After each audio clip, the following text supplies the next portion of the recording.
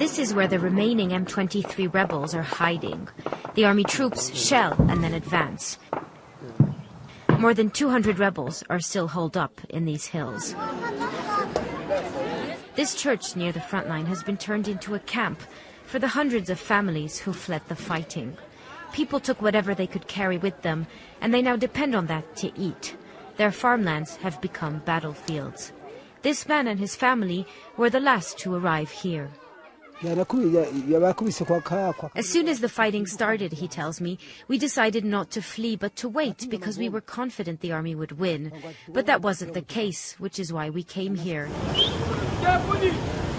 But even in the newly liberated areas that are completely under government control, not everyone feels safe. Here in Kiwanja, a town that was at the heart of rebel-held territory, the overwhelming feeling is of joy and relief. But that doesn't mean that all the tension has gone. There's still division between those who supported the M23 and those who didn't, and fear that the rebel group might come back. As we are filming in Kiwanja, a man is suddenly arrested. He used to work for the M23 administration. Though the government has offered them amnesty, the military police is hunting them. Like him, many former M23 officials are reported to have been detained. Secretly, I met one former rebel. He asked me not to reveal his identity out of fear he could be arrested. J'avais suivi un message du gouverneur. He tells me the governor had promised they wouldn't be arrested by the police if they returned to Congo. But this wasn't the case.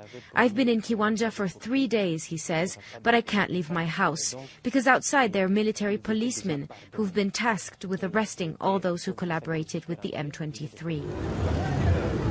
Here in Rutshuru, there's a sense of peace and safety. It's the first people here have experienced in years, but they're worried it might not last. He tells me they can't be sure of anything. A new rebellion could emerge tomorrow. The M26 or the M27, who knows, he says. That's why the population here in Rutshuru lives in fear.